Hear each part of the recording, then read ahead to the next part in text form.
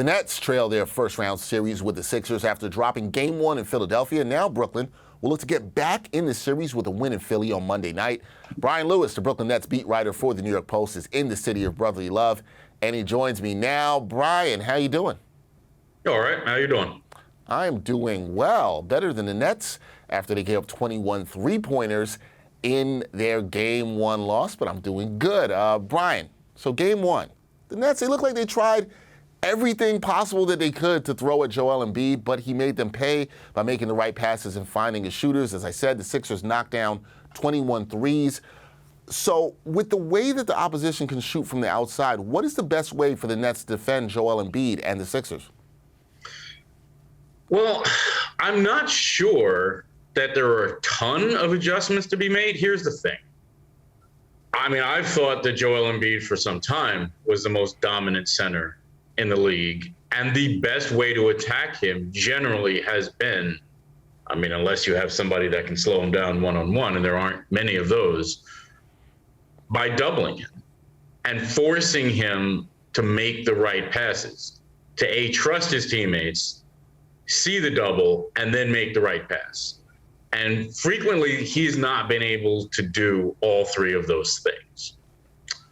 So he's had either turnovers or just missed an opportunity to hit a player with a good pass.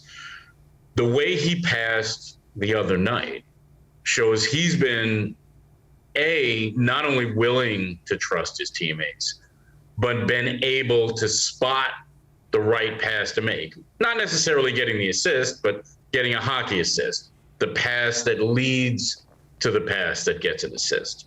I think the Nets are probably going to double again, and they're going to have to take their chances that some of those players don't come through with the three-pointers that they did.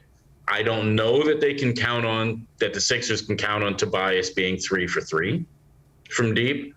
I don't know that the Nets are afraid of PJ Tucker going essentially 40% from 3. Now, if those things happen, then the Sixers are going to win going away. I think the Nets will probably take their chances and say, all right, the threes that are coming off of his double teams, we're going to live with those. But we're going to have to, and that's only about half of the threes that they gave up. They're going to probably try to cut down on the other half of the threes that they gave up, which had nothing to do with doubles and just had to do with them giving up looks because of poor defense. Okay, so it'll be interesting to see if we see the Nets give Embiid sort of the same similar looks, doubling him a lot and seeing if he can make those passes, and those guys will knock down the shots for Philly. We will see in Game 2. Now, back to Game 1. Mikal Bridges, he was the Nets' offense in Game 1 with a game-high 30 points. What more can Brooklyn ask of Bridges offensively in this series, and who needs to step up to help him on the offensive end? I don't think they can ask a lot more in terms of scoring.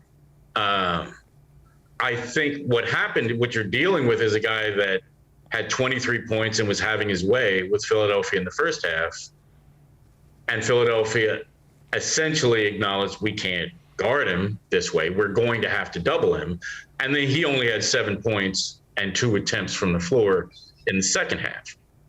So I think what Philadelphia did was the appropriate thing. Now, the Nets, they're going to have to set better screens for him.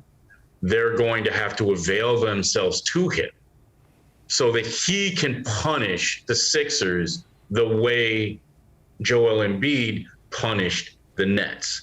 And I don't think the Nets players did enough to get themselves in positions where they could punish Philadelphia for doubling Bridges. Bridges, as I said, who had a strong game, 30 points overall, but as Brian just mentioned, there are 7 points in the second half of that Game 1 contest in Philadelphia. So, Brian, last thing here, what adjustments do you think Brooklyn must make if they're going to leave Philly with this series tied at 1? Well, they're going to have to be able to, have to dictate the way the game is played. Philadelphia wants to put this in Philadelphia parlance, the Sixers want to play this like Rocky, right? Half court, physical, in a phone booth. The Nets are going to have to play it like the Penn Relays. They are going to have to get up and down the floor and run because that's where they're going to get their three-point looks from. They've always said we need to get up, say, 43 pointers ever since the Kevin Durant and Kyrie Irving trades went down, right? They are no longer a mid-range dominant team. They need to get up 40 3-pointers, preferably 50 3-pointers. They didn't even get up 30 the other night. They can't win against Philadelphia if they're not even going to get up 30 3-pointers. And frequently those 3-pointers are going to have to come in transition. So they're going to have to get enough stops. They're going to have to push the pace, get out and run, get threes in early offense. That's the only way they're going to win this.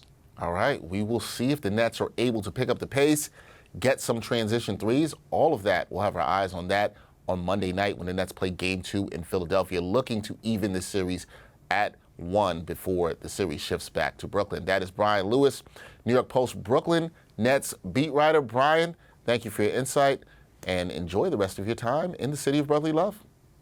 I will do so. Thanks for having me. Anytime.